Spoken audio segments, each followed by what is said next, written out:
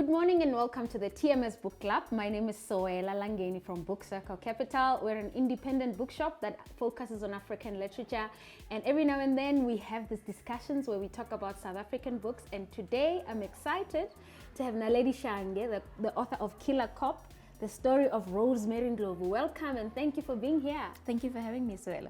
This is such a riveting story. I mean, Rosemary had us glued, and you've been covering the story, going to court and speaking to investigators, but how did this then evolve into a book? How the Rosemary story came about was I was sitting in court watching this woman perform all these theatrics, and I thought to myself, there must be something more to this woman than what we are seeing before the courtroom.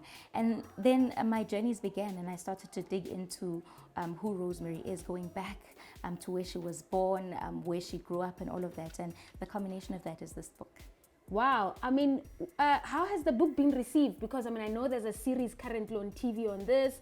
We were watching the court proceedings on TV daily. The book has been very well received, but for me, Sewela, the most important people who I wanted to have appreciation of the book were the families of Rosemary's victims. Yeah. And I remember at the book launch, one of the people that I spoke to was the brother of Maurice Mabasa. Yes. Maurice Mabasa was Rosemary's lover, who she also murdered. And you know what he said to me was that he's thankful that his brother's story is there for generations to come. And so that's what this book is basically about. It's an ode basically to the victims of Rosemary Ndlovu. Yes, you say that you give them the voices and you give the victims voices, because I mean, she carried on for so long, it was almost as if she felt she was invincible. Speak to us about the writing process. I mean, in your acknowledgements, you say this is one of the toughest. You never knew that as one of your stories would become so tough to turn into a book.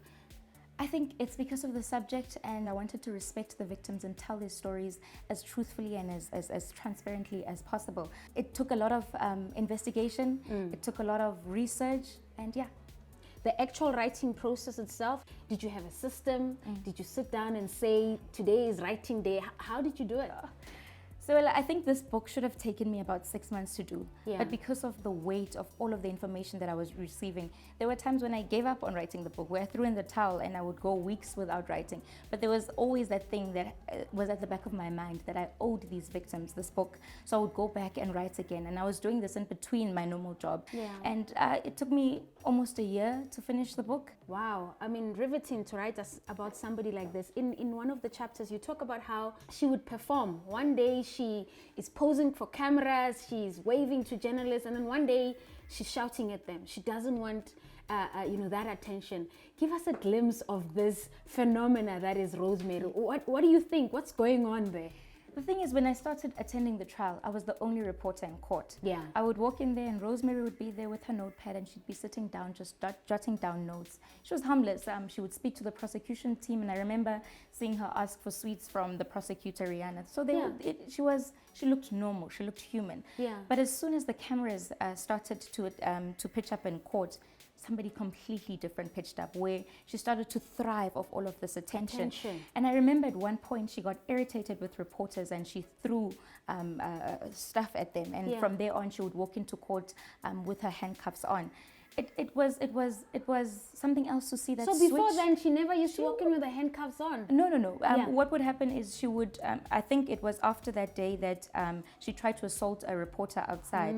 From there, she came in with even her legs cuffed. Yeah. And she would complain to the court about how painful it was and all of that. But she had brought this upon herself. Yes. Because before then, Rosemary, I think as well, the fact that she was a police officer, the people who were transporting her to court were a bit more lenient on her. Yes. And it's a fellow colleague. But she changed. And I think what happened was, at the beginning of the trial, she thought she had everything under control. She thought she had her story set. Yeah. But once the pressure began to get to her as well, and knowing that all of this was up. and knowing that all of this was being televised, we saw a completely different side to her. For somebody who was accused of killing her family members, I would have expected a lot more emotion from her. But I only saw that quite a few times. Only when she was speaking about the death of her lover, Maurice Mabasa, did we see Rosemary break down and seem to really take in what it is that she was accused of. And you write about going to Guyana to go see her mom, and I enjoyed that chapter. What did you make of that? I guess mothers will always be mothers. Mothers will always be mothers, Sewela. You put it rightly there. Maria Mushwana, was one of the people that Rosemary was accused of plotting to kill. Yeah. So her coming face to face with her daughter, who's accused of essentially plotting to murder her for insurance policies, was something else. But a mother's love seemed to have covered all of Rosemary's sins, because even in the many interactions that I had with Maria Mushwana, she maintained that she did not believe that her darling Rosemary would ever try to do this. Exactly. And she spoke of how difficult her life had been since Rosemary was incarcerated. Rosemary does have other siblings, some of whom have also made something of their lives, but Rosemary always took care of her mother. I remember one time when I visited Bushbuck Ridge, this woman was going out to go and get firewood in order to prepare supper that evening. And such images were just heartbreaking. And she spoke about how Rosemary always ensured that she had firewood delivered to her house, that she always had water delivered to her house. So her life was changed immensely following the incarceration of Rosemary. Wow. But now, speaking to Rosemary's sibling, Joyce, she said she felt that it was because Rosemary provided for her mother, that her mother protected her and was in denial about all of the things that she was accused of. Heinous crimes, that is. Just parting short, what do you want the reader to take away from this book?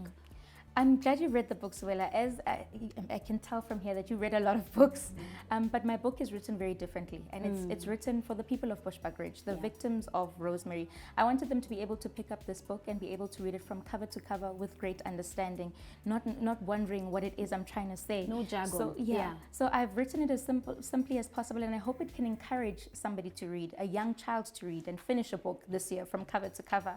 And above everything, as I said, that it's a book that's written for the victims. I hope that somebody who can pick up this book can spare a thought for those family members who are still grieving even today, even while Rosemary is behind bars, who lost loved ones at the hands of Rosemary, or for insurance policies. Thank you so much, Naledi, for writing this book, and we wish you all the best. We hope there's more stories to come, because in your day job as a news editor, you come across a lot of stories. So I'm sure this is a testament to see that more stories can come out of you. Definitely. That has been the TMS Book Club with me, Sewela Langeni. Thank you so much for watching.